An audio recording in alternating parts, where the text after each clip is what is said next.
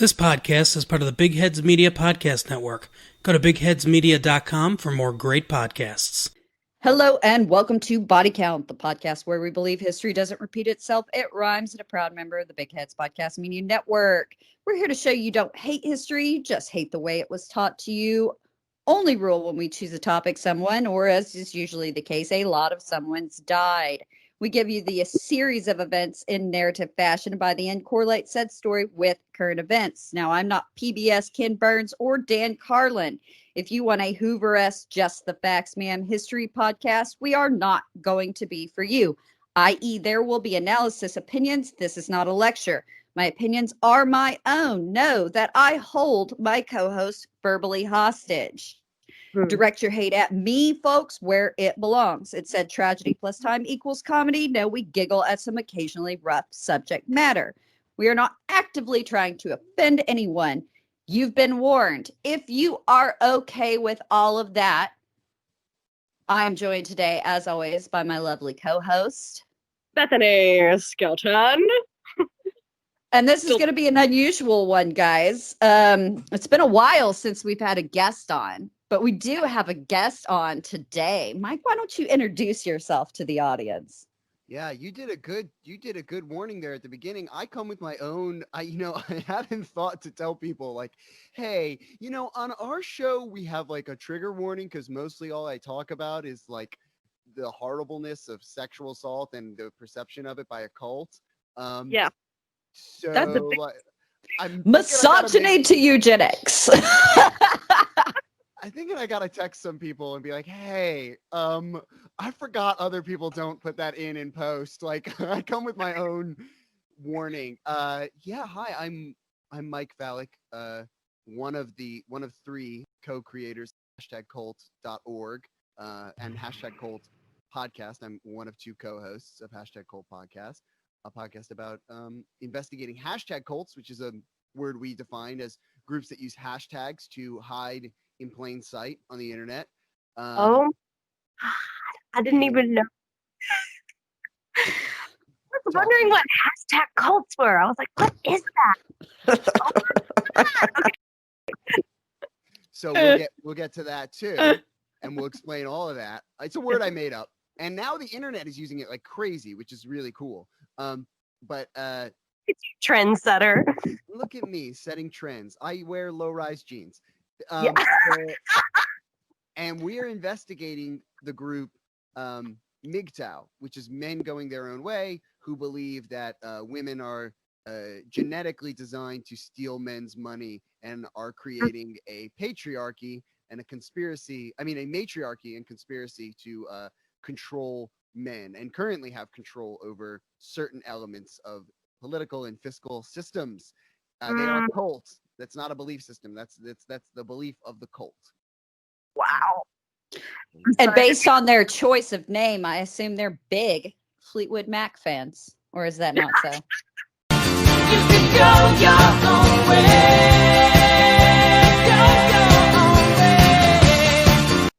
Wait, what is because they go your own way. That's all I thought about when I first heard this. I was like, man, send me on my way. What's that song? Who does that? Oh, I have no idea. Probably. Yeah. I haven't thought about that song in forever. Your own way. I can sing it for you. But no, back to the subject. I've listened to your podcast, and I, sir, am fascinated. First off, can I just say that it's not hashtag cults, it's hashtag cults. That took me a minute to figure out as well. And then, like you said, then I see it popping up all over the internet. I see you setting trends, defining things, which I thought was really, really interesting. So let's get into the meat and taters of it, if we will. Yeah. So a hashtag cult is slightly different. This is the only thing that distinguishes Mgtow and other groups we're identifying from a regular cult. I'll say that's really one of the only things that distinguishes them from as a new idea. They don't have the Kool-Aid. They would have the which was not Kool-Aid brand. I want to make that known to Kool-Aid. They didn't buy Kool-Aid brand. Oh, you're getting me with your deep Jonestown knowledge I there. was That's deeply affected by Jonestown. I watched a documentary about Jonestown way too young, and I was just fascinated by the idea that this happened. Um, and so they have the Kool-Aid, they have all that stuff, they have all those different weird things. Suicide is in fact a very interesting issue with Mgtow that we will get to. Hopefully we'll get to today. I don't know, but hashtag cults is um they use a hashtag. We have a great way of saying it at the intro of the show, but they use a hashtag so that they can be a group without actually being a group. And it's a big way that they avoid being called a quote unquote cult, because they'll say, well, we're not a group. But then when they talk about it, they're like, well, we are Mgtow. Mgtow do this. And they're very clearly a group in the example of Mgtow, is men going their own way. That's the group we're investigating. So a hashtag cult is just a way to hide on the internet. They don't know that they're doing it. It's an adaptation as a part of the cult.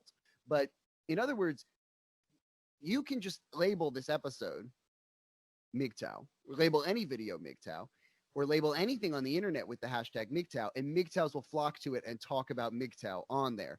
It's how so they're not in one central location. That's the adaptation to the internet that makes them hard to pin down. That's a hashtag cult. That is really interesting. Honestly, that's an interesting way of going about it. Very, very crafty.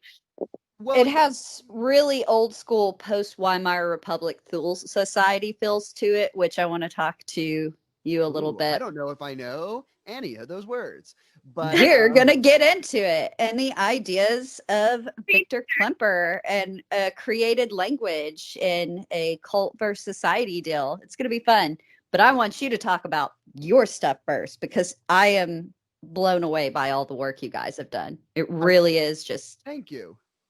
I want to address what Bethany said about crafty. Very few people in cults, very few people in abusive relationships are crafty. Mhm. It gives quite a bit of power to the idea of awareness, which is not always. Sometimes it is there. Sometimes someone sets out to evilly do things, and there are instances where they set out to do certain things evilly and they have awareness. But are they crafty? No. The word we like to use is adaptation and evolution, not planning, not reaction.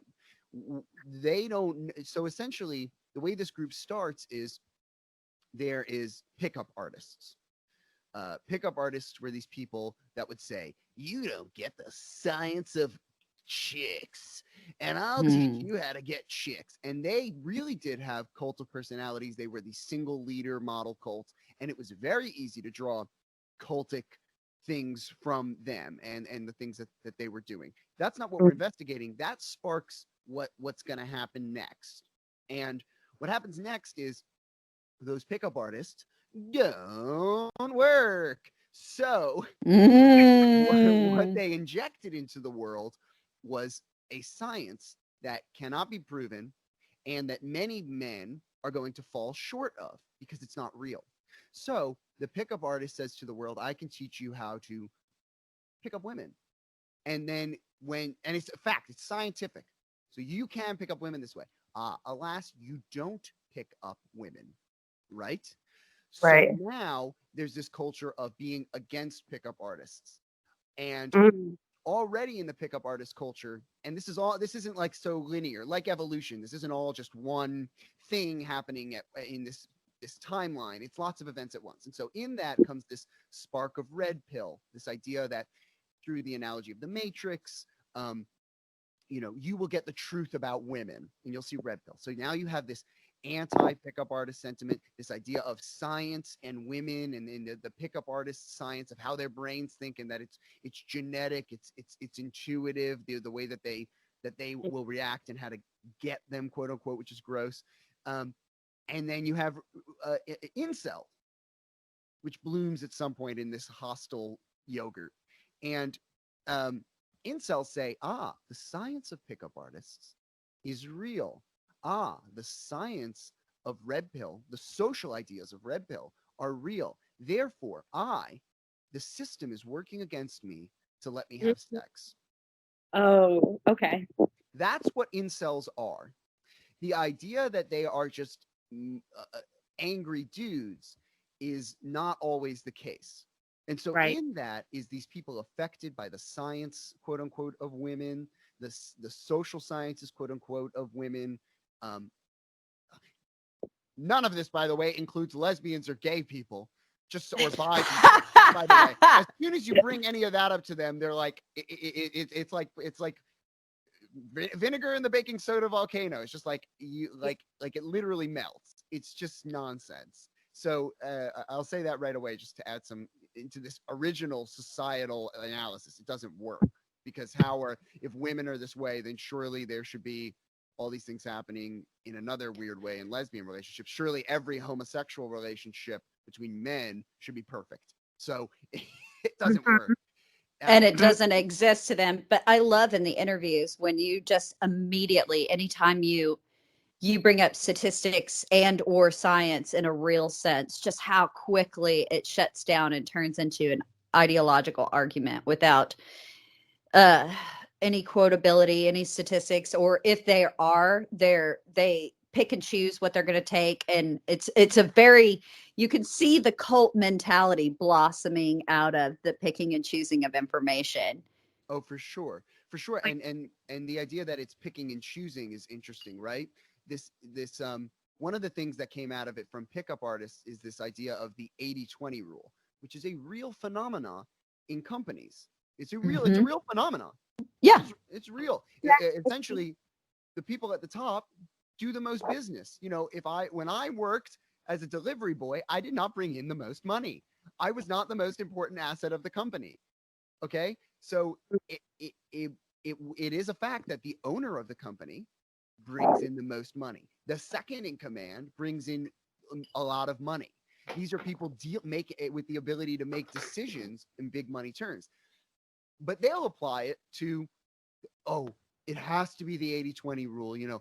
80% of women are going after 20% of the best men, which you go, okay, that would make sense, like with wolves that have very specific like criteria for who they breed with, but that also doesn't happen in like pigs and things like that.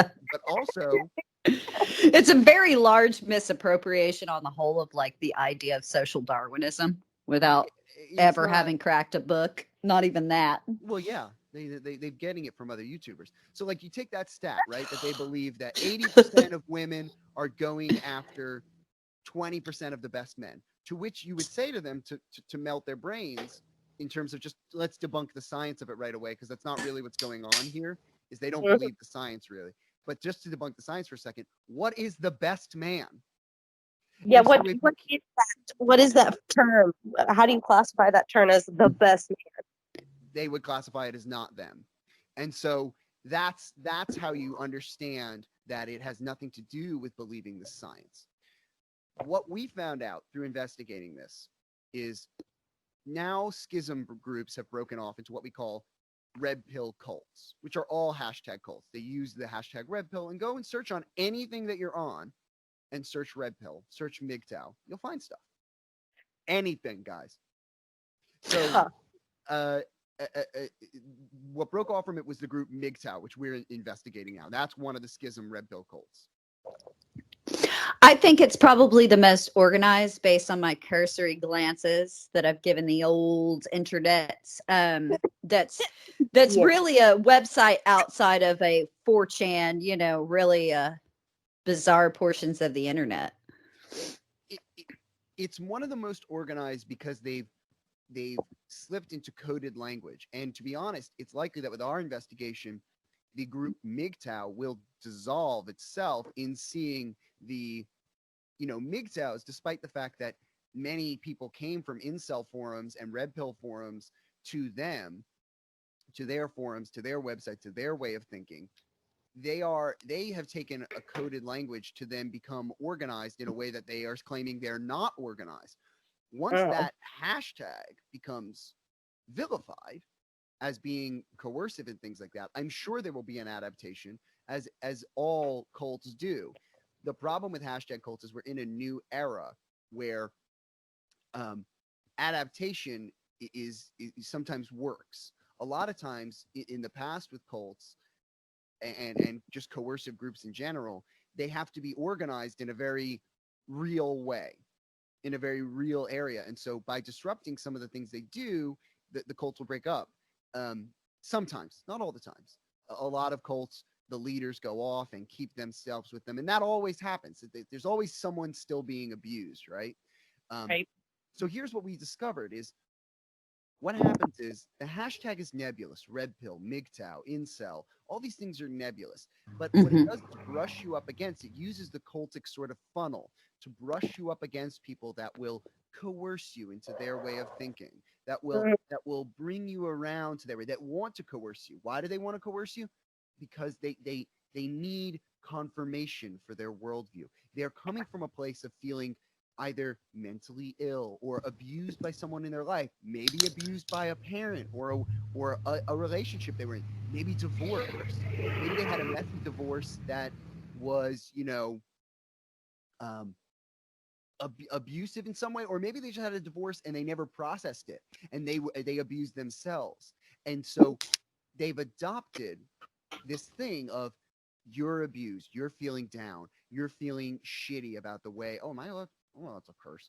Oh, no. I say horrible things on here every week. Go crazy. I always forget. I always start to do it. And I'm like, I always try to not do it. Okay. So, so yeah, they're feeling fucky now that I know I'm allowed to curse. They're feeling fucky about a divorce and they never dealt with it, they never processed it.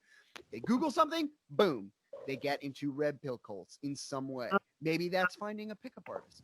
Maybe Is it kind of like the same thing when you, gosh, I've heard about a thing where you type in a celebrity's names and they sometimes if you click on certain things, it'll take you to a hashtag cult kind of, and like it's under different celebrity names. And sometimes if you don't realize what you're doing, Yeah, so that's an interesting one.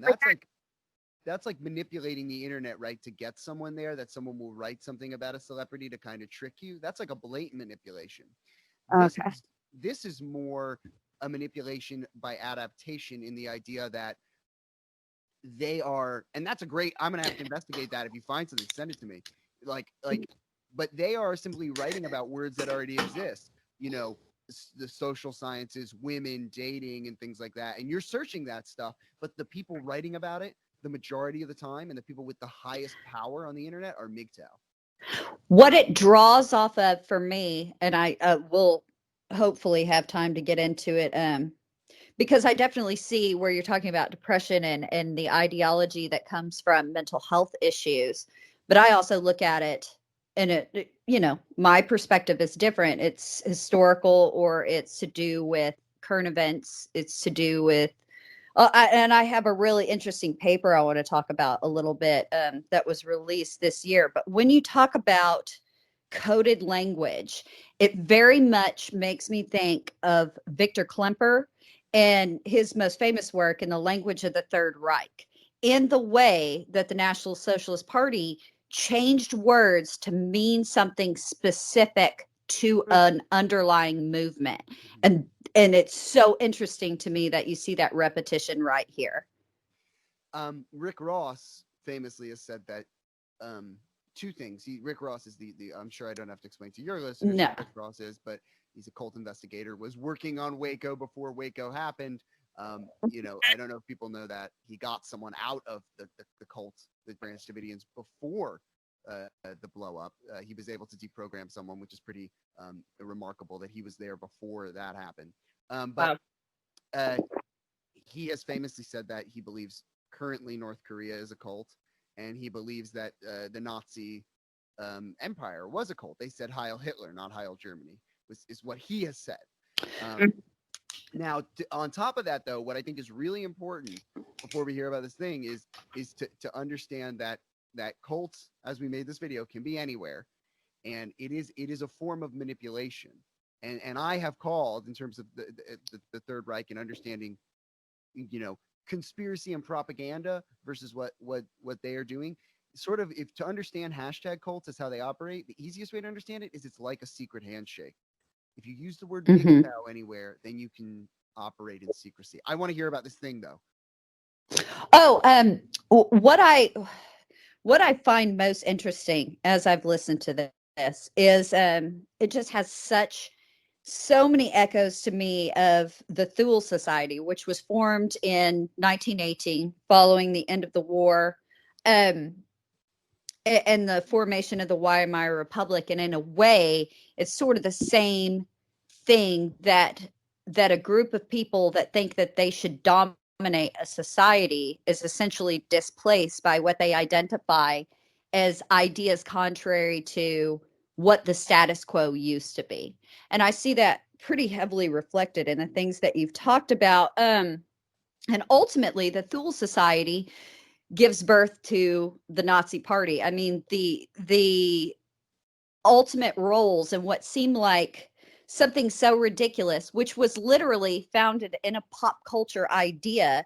Virgil, when he speaks about, the Great White North, thus Thule, in talking about a place that is beyond the definition of the known world, the idea of the Aryan race came from a pop culture idea. And I sort of feel the same echoes in this. And there was a paper that came out this year, actually, by Hoffman, Ware, and Shapiro, that is really, really interesting in studies of conflict and terrorism, assessing the threat of incel violence, and looking at this group as, yes, a cult, but a cult in a more dangerous, far-reaching way than there's no insular religion. It's not about that. It is about an ideology that is, while not political itself, has political implications. So it's really, really interesting. I send you this paper. I got it off of JSTOR today, and it's something I'm really interested in. I want to clarify for everyone.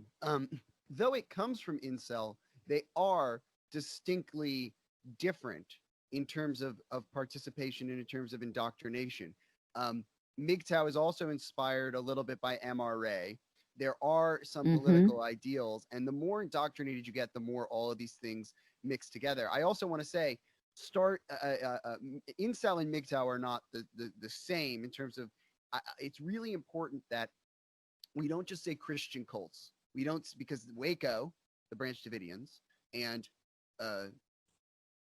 whatchamacallit, Jonestown, those are two Christian cults. So I caution people that though we use red pill cults to talk about incel, Mgtow, pickup artists, MRA, a lot of these other things on the internet, their association to politics, their association to their ideals has nothing to do with the path of indoctrination. It's a realm that groups everyone together. So to say that to say incel is kind of taking away power from Mgtow. We're having a problem getting publicity towards the word Mgtow, and it's one of the ways that these hashtag operates. They know that you'll react to incel. You're not reacting to Mgtow.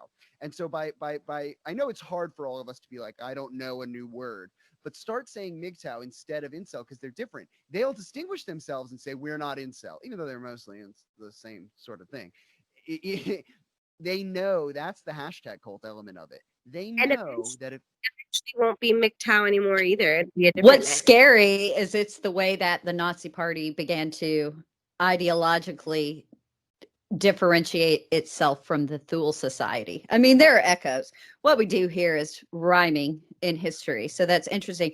Like the mixed motives that are ideological influences. Yeah.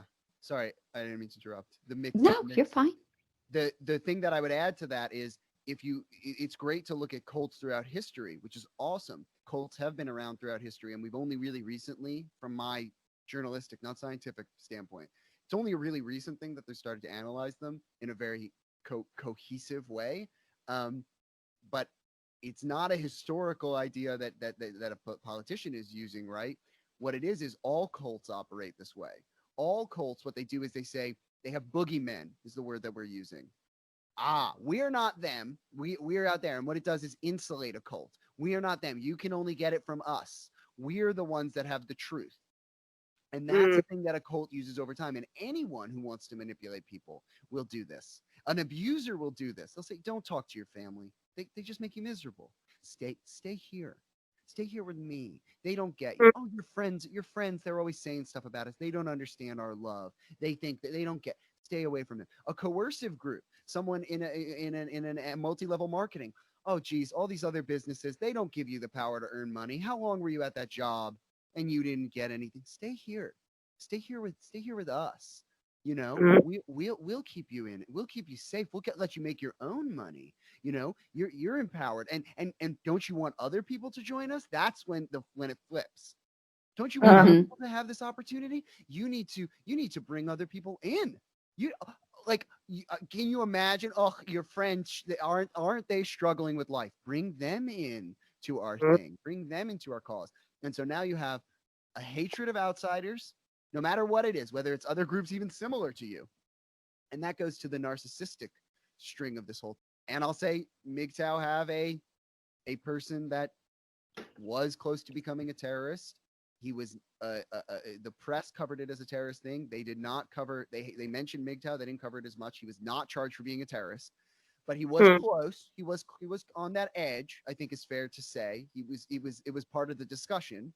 But Chris Hassan, who was visiting so many Mgtow websites that they had a separate section for just his Mgtow visits. Wow. Yes. So yes, they are violent.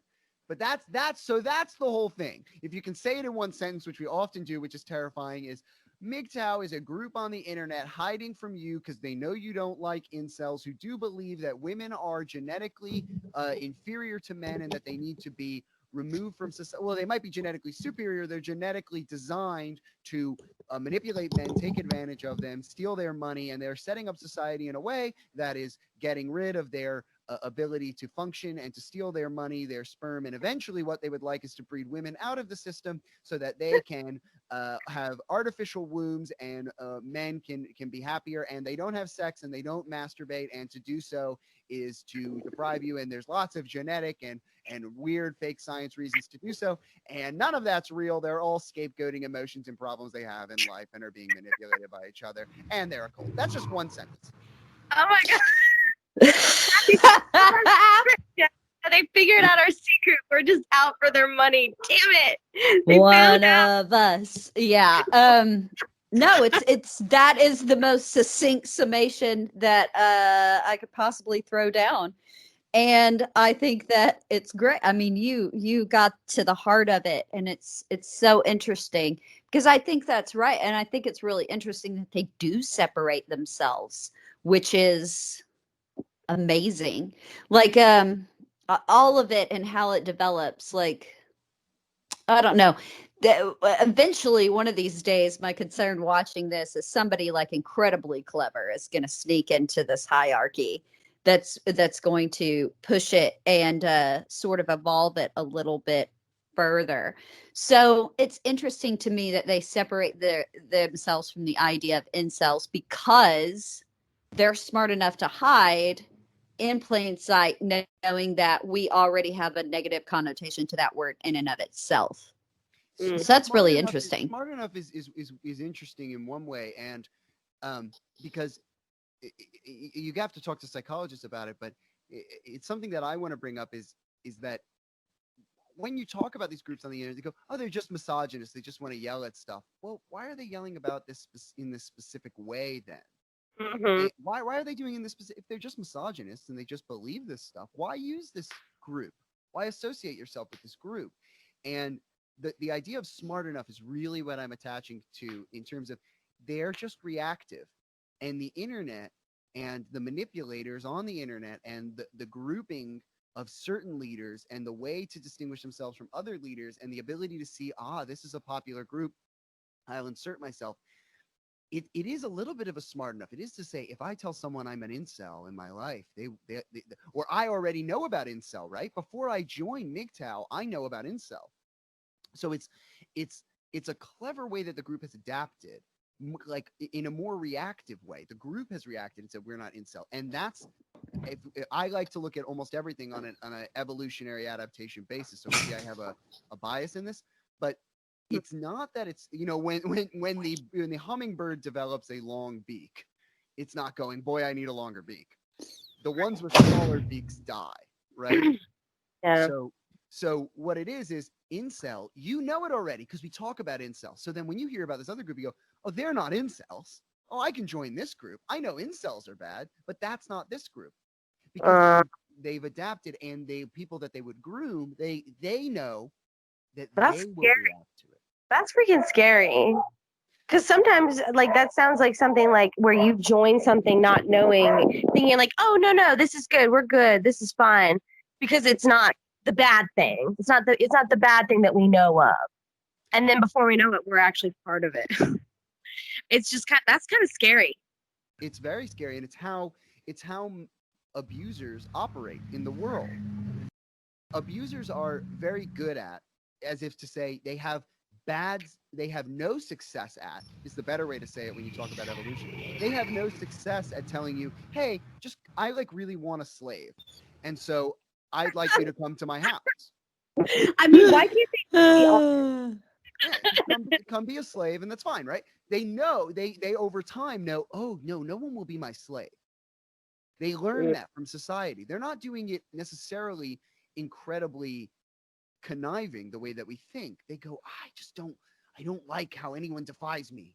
I don't like how anyone defies me. How can I get someone to just be subservient? And so they remember the hits. They remember, oh, if I say this, then they'll join. If I say this, they don't join.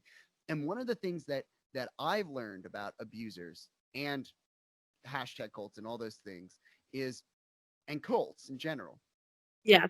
they don't put on Front Street the misses. They don't put on Front Street that you don't know how many times an abuser has tried to coerce someone before they finally coerce someone. They're adapting their skill over time. Yeah. And sometimes maybe they'll hit on the first try, and then they'll grow and have success. And the ones that are really good are able to adapt quicker, are able to see other coercive models, might have been around other coercive models. And so, yeah, you say that that's a scary thing that happens in life. It happens with everyone. It happens with everyone. Yeah, I honestly, just some of the things you've said in the way of things, I'm like, well, shit. I know for a fact I think I've been pulled into a few cults here and there, like not like bad, like not Waco or Jonestown kind of thing, but like it's definitely makes you question people in general. I feel like my eyes have just been kind of opened. No, don't say that, because then I'm going to become a guru. Okay, give me $600 and then we can go to the moon. Okay. Okay, awesome. I'll get my jetpack. We just released this animation which explains this, and the thing is that one of the defenses people will go, well, is this a cult? Well, is this a cult? And what every cult expert has said to me is like, if someone's trying to manipulate you, cult or not, like, you should be aware of it. Like, Yeah. you should be tuned into it. And so, cult or not, the idea that these ideas, one of the ways that I think, by being fun about this, by talking about the places you've messed up, and by talking about that I'm going to be angry, I'm not perfect, I'm not going to not try and get people to watch my videos, or get someone to hire me, or get someone to join my company. Everyone does these things that are, whatever. And so by being, if you're really dark about it, the latest episode we did was about why we're not dark and the realness of it. But if you're dark about it, it makes it this thing that seems like it happens and then it doesn't happen.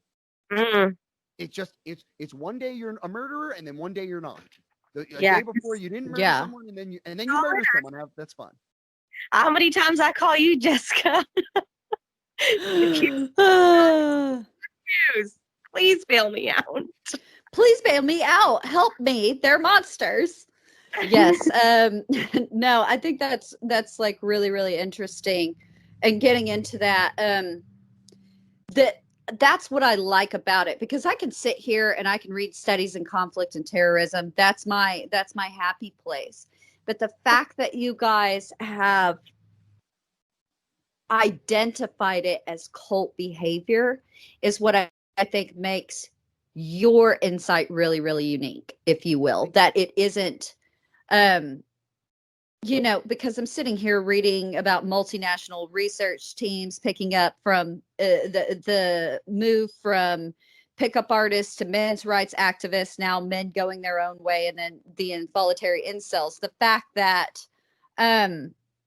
things like pickup art or incels and men going their own way are thriving because they do. It talks very much about how they do hide in plain sight, but nobody ever takes that next step and says, oh, because it has very similar cult like behaviors. And that is what I think is super unique about the way you guys are approaching this.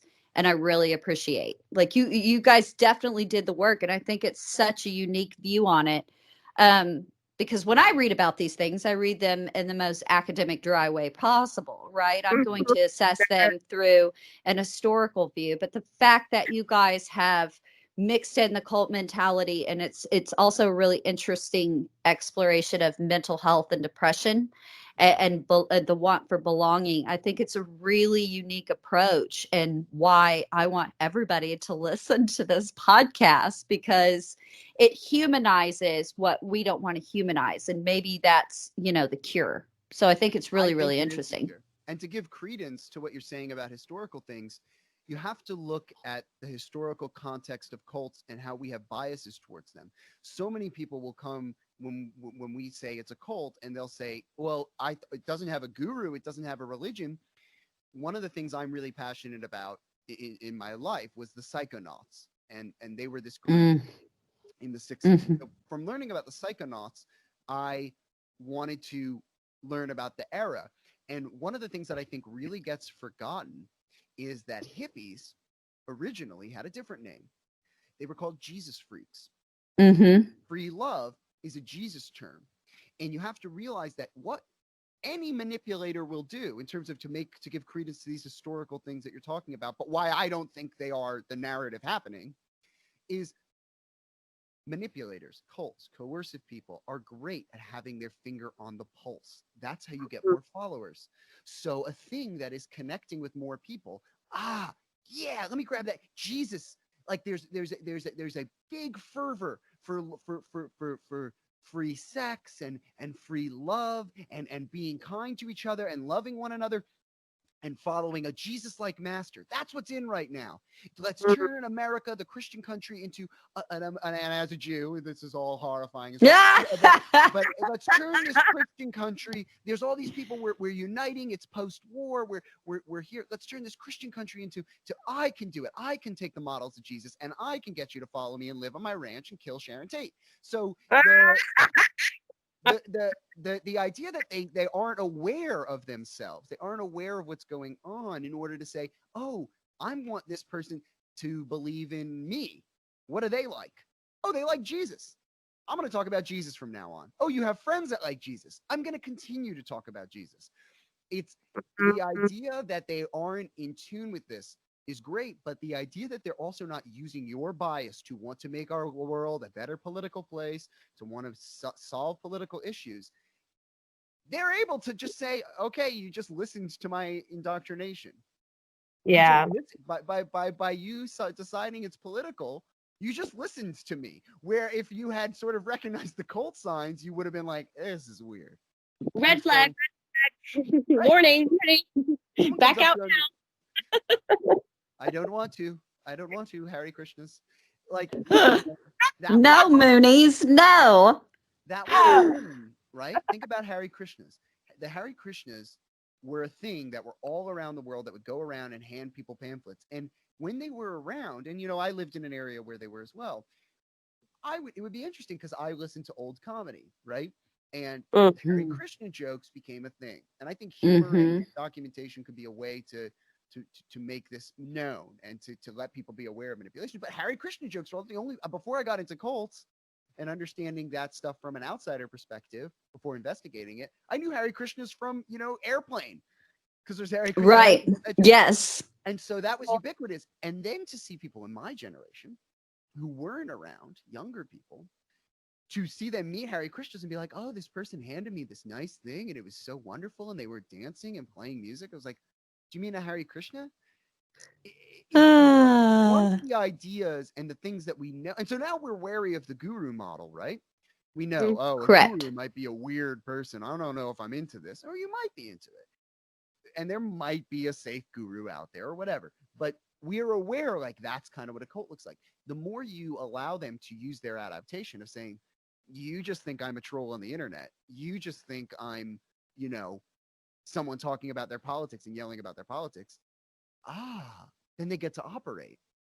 Mm. You allow them to operate. And then you start a conversation, and then they can keep. And then you've got them talking now. Mm-hmm. Yeah. Either way, I'm listening, and eventually, someone will hear it. The big thing we're passionate about is YouTube comments. You're giving them a forum. And whether or not you're affected, a lot of times the creator takes on a bias and doesn't take on a publishing responsibility. If you're not biased, you go, well, I'm not falling for any of this, but the comments help my videos. Someone watching it on the internet is. And now you become bigger in the search, and now it's there. And that's how a hashtag cult works. But, Damn. But to go to the original point, it's not smart. Cult leaders are using dark and powerful things and are using all of their cunning. The people are smart. They're tapping into their inner psychopathy, essentially. And the people are smart. The people in it are smart. That smart people seem to fall for these things more. The people that are at the top are viciously smart, but they're putting, for me, I'm not putting all my energy into getting you to follow me. They are. And that's where that evilness and the indoctrination starts to grow, and getting people to do that same trait and being manipulated in the cycle of abuse and things that other people have talked about better. The smartness of the group and the adaptation of tapping into that inner psychopathy is instinctual based on their own struggles. As far as our narrative is, it's just instinct. No one listens to incels. Don't call ourselves incels. Oh, everyone likes politics. Men's rights movement. One of the other things that I would warn everyone about too is then they go, okay, so every time, there's this for conscientious people like us, Bethany, who's like, I've been in a thing. Definitely. Yeah. But for the not conscientious, which is okay to be not conscientious as well, but this gives them power. You go, well, so everything that ever says, I like this thing, or, oh, well, now that's me being indoctrinating and that's me trying to manipulate people. No, first of all, but it's another adaptation. That's normalized, right? You saying that, and so then that adaptation grows. It's normalized to be like, that's not a thing, and it's a way that they scapegoat. It's a way that they push away from actually having to confront it. You should be wary of anyone that wants you to do anything. Just ever. Wow. Analyze it. It's not a bad step to take to be like, is this the right thing to do? That's what you're supposed to do. Yeah. Yeah, I do. I do want you to question everything, because then you might find yourself in a cult. That's how you get closer to it. That's how you get closer to it. That's the way you get closer to it, is you don't analyze and step back and be like, why is this happening to me? And I see it all the time. I ask people, I'll ask you guys this too. There's people that are raging in your comment section for no reason, not in yours specifically, but there's people on Facebook and you write something about something and they just go on, and you're like, I wouldn't talk to you. Are you talking? How did you get access to my email account for this podcast? I'm sorry. I'm a hacker. This is all fake. Please send me. As women who would dare to educate men, God. History, nonetheless. How dare we? How dare I? And it's this thing where it's like each individual part as to how this happened is out there in the world, and all of them lead to something else. So as individual characteristics, they might be mild to bad, but if you don't start pointing out those as well, like, it isn't an all or nothing thing. Well, now I'm in a cult, or now no, but you might be having someone in your comments who's like just angry about something and thinks it's okay to comment, like the way people comment on stuff, just when they're not even in these things, and they're definitely having this triggered emotion to write. I don't know why it's not being recognized as being a problem. I want to start a comment awareness day. That's like a thing I want to do, and I'm thinking of doing, is like just comment awareness day. You know, how are you showing other people your comments on the internet? Are you stopping and thinking, why am I typing this? Right. Why am I doing this? Why am I being so nihilistic and extreme in my ideologies? No one knows. Why are you Least being of all me. positive? Exactly. Why are you being positive? Honestly, stop and think about why you comment. Is there something else going on in your life where you have to be like, oh, this was such a great episode. I loved this part where, and this is the best part of my day and all these different things. And I love you. Now I do that because I'm forced to help creators like you guys so that we get more publicity. But then Yes. there's people out there who are like, they comment these things and it's like, what's going on in you? Like, why do you feel the need to say that? And to a certain level, it's like, oh, I'm just a fan. And sometimes it is. But if you're not keeping track of your behavior in general, then it's going to go bad. And why I want to do Comment Awareness Day is like, why is no one saying, hey, if I wasn't taking care of myself in conversation in real life, which I mean to be offline, I would be, if I every time I talk to my parents, I'm yelling and I didn't address it, I would be weird. If every time you're going on the internet and never thinking about why you comment, Yeah. there's bound to be issues. I'd say a great social experiment to make the scariness better. If I could ask you guys about what you think about this, is we have two URLs, #cult.org and Mgtowisacult.com. Both will send you to the same place. Now, what I'm doing today is I'm pitching a social media sort of influencer person who has an interesting persona on the internet that's sort of in between. It's too much to get into now. But what I'm trying to do is find people to document. If you want to be a part of exposing this in a nice way, because it is love that's going to solve people being in these relationships. Right. In a nice way, if you feel as though you're a nice person who can say, everyone be nice to these people, we're trying to help, but you also want to see who's involved in this and how widespread this is, put Mgtowisacult.com in your social media feed. Type it out. Type it out as an image, put it on a picture, send the link. And obviously this helps promote the issue. But what we really want people to do is document the comments you get. And send that to us and email that to us, because you're going to be shocked to see who's sympathetic. Be shocked to see who's a member. You're going to be shocked to see the people who say, I don't know. I've seen some of this stuff. You're also going to be shocked to see the people who are like, yeah, I had a brush-in with them. Yeah, I was sort of in this red pill thing and it was so tough for me and it's still tough. And I think that that's a really powerful thing to show how #cults hide in plain sight, which is to say this Wikipedia knowledge of like, no, here's what they believe. It's not how they operate. And we're trying to do, if you don't feel safe as I'm making sure to point this out. If you don't feel safe as like you've been a victim of abuse, or you feel as though you might get triggered, or you've had a brush in with stuff and you feel as though you might feel unsafe, whatever it is in your mind, which is okay to feel unsafe in your mind, not with these people. Don't do it. Don't do it.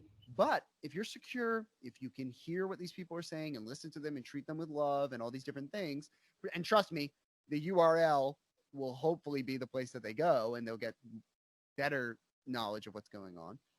It will really expose what's going on. I don't know why Mgtow is not as known as Incel.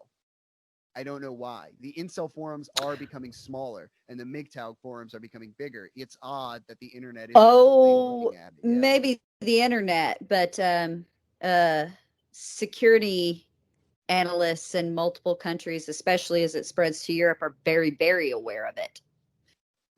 That's awesome. That's awesome. That's good. They're always ahead of us. Yeah. Well, no, I mean, since the real wake up of Elliot Rodger, not that these people associate themselves are even in the same hemisphere. That's not what I'm saying, but it very much is on the radar of analysis groups to do with, overall security. But that doesn't necessarily mean that in any way it's helping people get the help they need, which again, like I said, I can sit here and throw facts all day long, or I can look at the analysis, but that is what is unique about you guys, is that you are fundamentally at a basic level attempting to reform this thought, to know, or to let people know, yes, you don't have to be a part of this cult, you don't have to be a part of this ideology. And I think that's what separates you guys as you get into the more investigative aspects in the ideology when you look into these. And I think it's incredible. I think the work you're doing is absolutely amazing. That's why I was like, okay, I'm going to stop the presses. I've done my deep diving here. I've listened to this. We've got to have them on. Let's I know I've talked for a while now, like, but do you guys have any questions about what we've found? I mean, is like I want to make this more of a back and forth, so because we've done our little stump speech and like talked to people about it and shown why it works in body count and shows how it's, related to you know suicide is the big thing they think they're going to cure.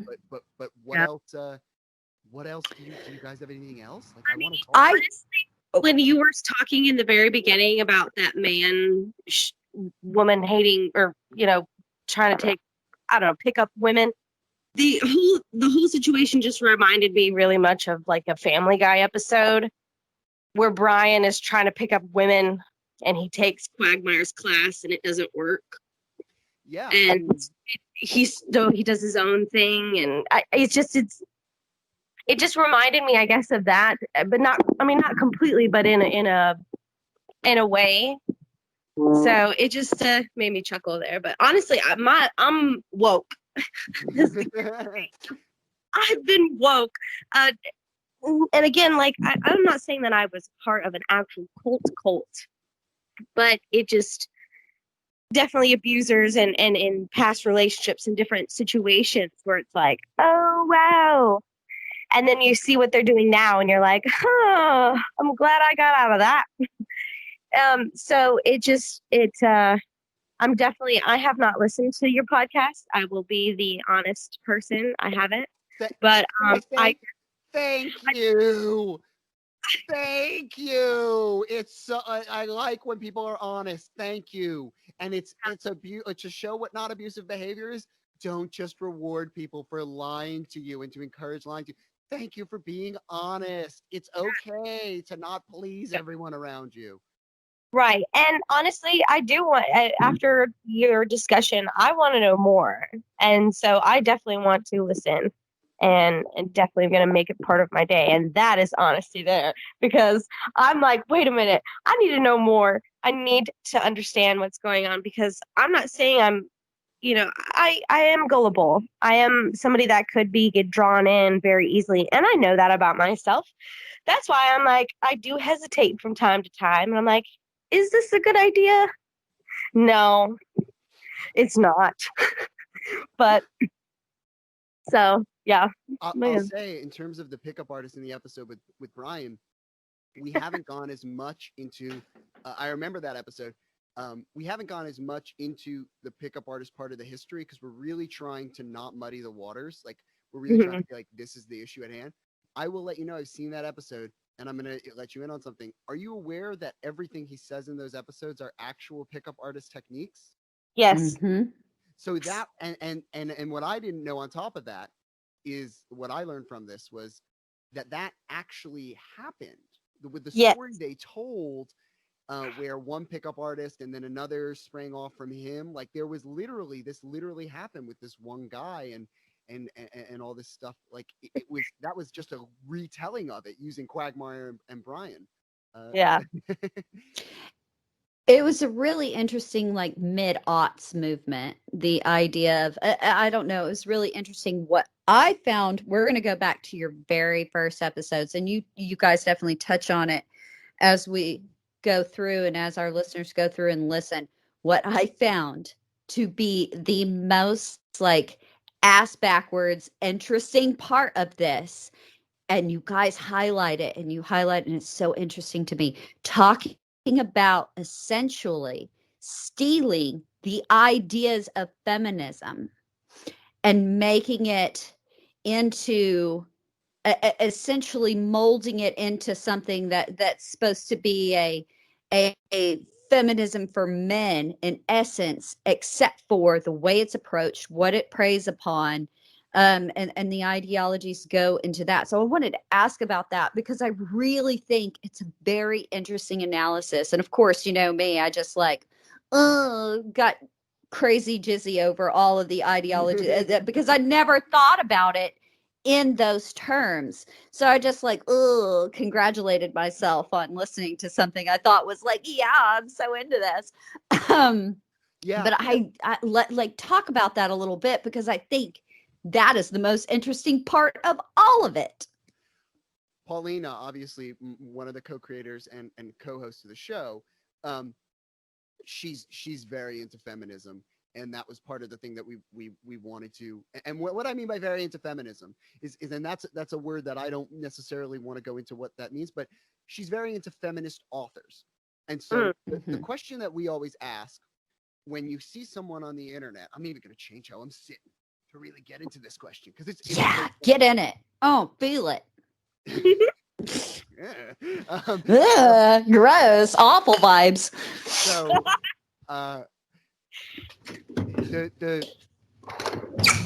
the idea that someone says something like on the internet, whenever you see this, quote unquote, feminists think this.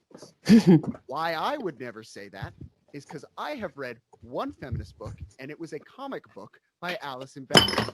If you ask me to name, are you building a cannon? What happened? Jessica, Jesus. Sorry, guys. She's making a drink, I can tell. Silence. Bitch, you What are you yourself. making? No, I've got to have my vodka, sir. I never podcast without it. I agree. So, when you say that word feminists, if you can't name which feminist said it, it might not be real. So what do groups that on the internet, like these people that use feminists as a boogeyman, what is the effect? The effect is they've seen something labeled as feminism. They knew that someone would give them attention if they reacted to it in a certain way. That's the scapegoating. Feeling, this is an analogy that I have to run by a psychologist, but it's the one that works in my head. To me, scapegoating is like cutting on the internet. They can't feel something. They feel numb. They feel unheard. So they do something just so you talk to them, just so you address them, just so they're the important one. And so is feminist what they're really against? No, they know that they'll feel other. They know that they'll feel special by doing this, by reacting that way. So where are they getting the word feminist? That's how I believe it starts, reacting to things that they see that are feminist, wanting some amount of attention, and embellishing it to get more attention and feel okay. So because that's where this starts, they then adapt. They then keep going down that road. When you look at men's rights, when you look at Mgtow, when you look at Red Pill, when you look at incel, you can take every idea that feminist has and make it the opposite of what's happening, and that's their ideology. So women run society. And that's no, I mean, because that's literally the opposite. Men run society. So you start right at the top, and you can name any feminist idea. As I've started to learn about feminism through this, and I go, oh, MGTOWs believe this thing in opposition. Women control how birth control is handled in this country. Uh-oh, that's the opposite. Spaghetti-o, sir. That is not fact. Yeah. So why do that? Why do that? Well, one thing is, on the base level, there's a lot of us out there. I call them not people in cults who are concerned with the safety of women. So when we hear, how dare you, sir? when we hear people who say something like this, we react. And so, like that adaptation thing before, we're all reacting to it. And so they get the reaction from us, and it gets bigger, and then they get a bigger reaction. And then people are talking about it more. And I know that we have to. Oh, sorry, I didn't one mean to last thing, interrupt the you. people that created that divide is us. We gave them the power to be. Damn it. We reacted. We have continued to react. and Yeah. tell them, yes, you're different and other. And to you, you think I'm making them different and other. I'm doing a good job. I'm not a sexist. I don't hate women. But what you're doing is proving to them, see, Mm. see, they don't get it. We're righteous. They're stupid. They're part of society. Our fight is just because no one's listening to us. And that can be a good thing. But I think you need to start responding with love. Say it's okay. I think that you're going through something. I hope you can get out of it. I'm here for you. Everything's okay. That bless is, oh my God, you just hit to the very fucking core of my soul, sir. Because when I read that shit, what does Jessica do other than pull out her quill and start sharpening it, Yeah. dipping my ink in, and I'm gonna be like, "You're gonna learn today." But you're exactly right. It is nothing, and I think that's again like we'd have to run it by somebody that's qualified to give the assessment. But I do like the idea of almost like internet cutting, in that when we give them that response, there's almost this.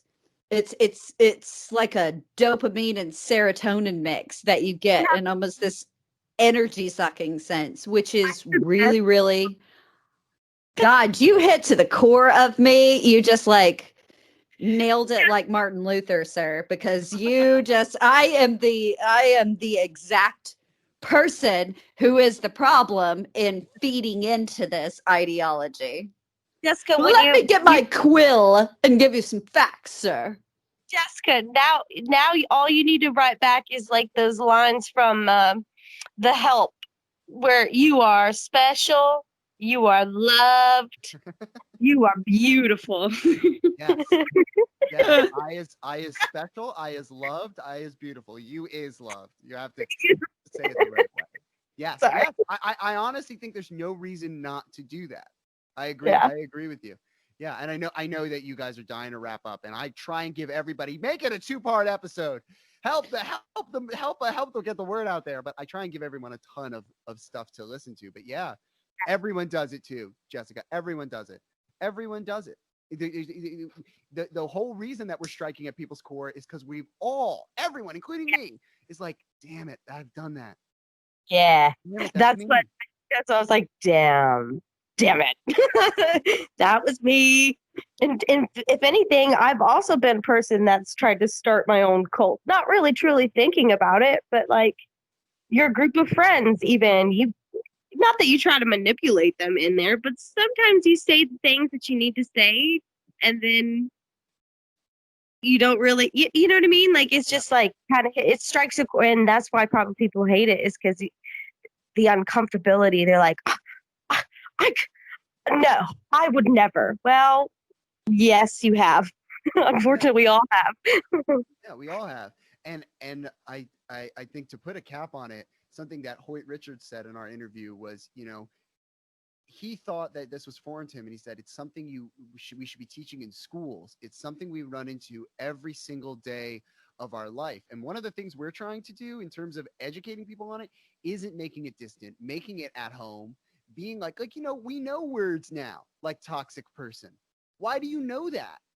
You don't know why. You know that because it became a common word to take care of your mental health. And now you see that pattern in your life. I'm hoping that we start to see coercion. I'm hoping that we start to see Instead of expectation. yeah. Mhm. We'll start to see those signs earlier, so people are happier, Yeah. in their own way. And to do it in a more interesting way than it's done now is a big goal of mine. I hope everyone catches up, because I spoke really eloquently about it on the show, and I shouldn't be forced to do it twice. I think you did an excellent job, sir. I think you brought the same, form, and I thought it was beautiful, and I thought you did speak very eloquently. God, I love your co-host, by the way. Tell her I'm a Great. big hashtag fangirl. Low key. She's fantastic. It's a fantastic show. I definitely encourage people to go and listen, check it out. It's going to change the way you think. It's going to change the way that you approach things. And if I'm saying that from my ridiculous seat of just I don't know. I'm the person that I am, guys. But if I can put down my quill and ink to not be an ass and approach something in a different way, that I think it's so important what you guys are doing, and I'm a huge fan. So, where do we find you guys and follow? And I kind of want to follow that up because I'm really interested in doing your little social experiment now and looking Please at do. comments. So if you ever want to do that, go to mgtowisacult.com, Mgtow is a cult.com, or the word hashtag cult.org. We have a contact page there. Like reach out to us, say that you've done it or you are doing it. If you want, we would prefer people like write us an email because so we can be like, I'm literally developing it in like 2 hours for the first person that we're doing it with. So like we'll have, by the time you email us, if you want to like take all the precautions and what you should do, like we'll tell you like, be nice, like here's what they'll say, here's what to be prepared for. We can give you kind of a rundown. Mgtowisacult.com, or you can just do it. You know what I mean? Just be your own person if you want to just throw it out there and see what happens. But make sure to take screenshots and even if you're going to delete or block the person, which I encourage. Don't be afraid to block people. I love that button. Block. Doesn't matter. Move on with your life. Hashtag cult.org, or you can find all the info if you go on any podcatcher and type in hashtag as a word. So hashtag cult. Mm-hmm. You don't even have to say podcast. I think it just comes up. It does. Reach out and hang out. I will come on. I will have, if anyone's had experience with it, which is the main thing we always say, if you know someone who's been through this, which is a big part of what we're doing, we're always focusing on the medium. I always think that's more interesting, like the half steps. We want to, if you were a victim of somebody who was in it, not necessarily someone who got sucked in, who was in Red Pill. If you knew someone in it, we want to hear from you. If you were in it, we want to hear from you. Reach out. And there's a chance that we'll want to include you. We probably will if you have something to say. And I think that we can sort of hedge and make cult education and cult knowledge a little bit more fun.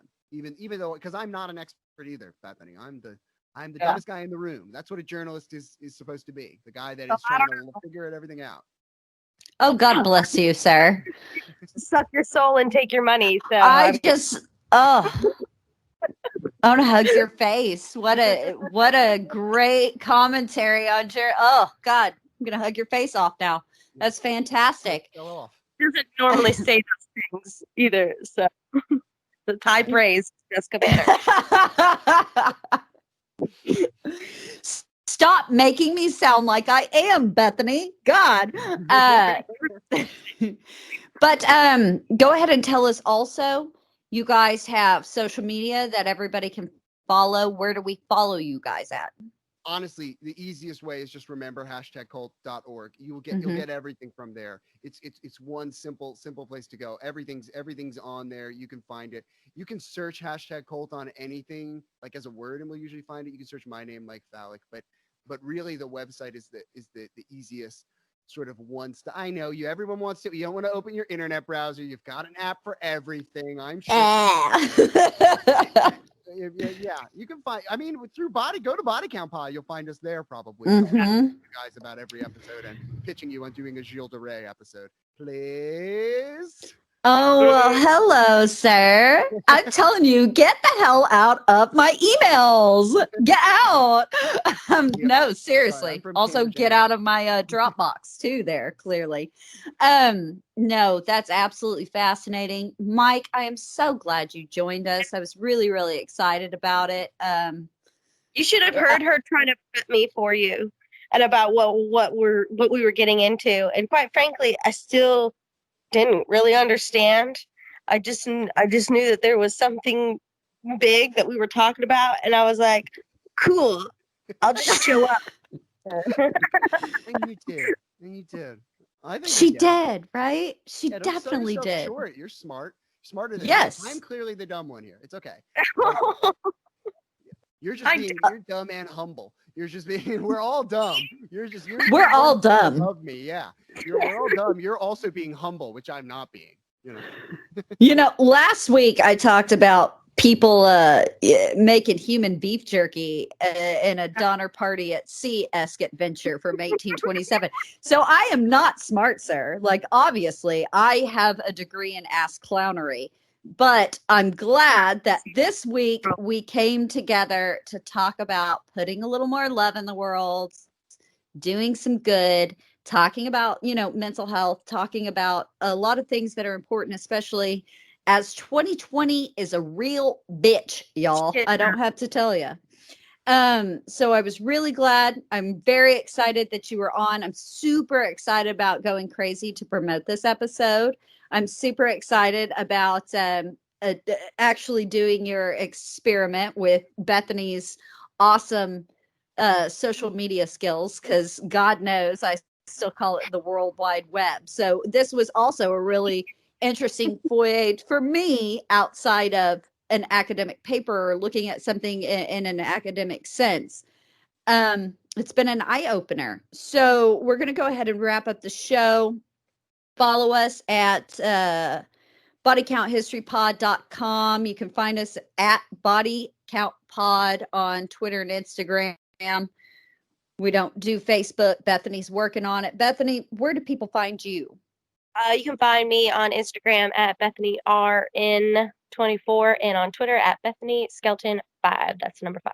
I have Facebook and Snapchat, but it's not. It's boring. So again, guys, you can follow Humble to a me. point, Bethany. Right. And then it becomes self-deprecating.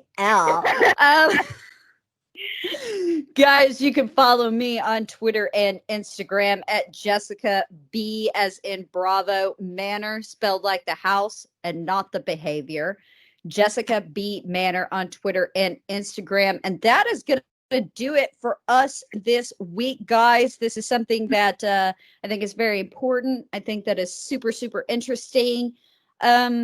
We might make it 2 parts, Mike. I don't know. So you guys may be on for 2 weeks in a row. It's that important to me. But we will see you guys all next week. See you. I forget what medium this is. You will hear the melodious sounds of our voice next week. Again, Mike, thank you. And we will be out like trout, I guess, for lack of a better term. Bye-bye.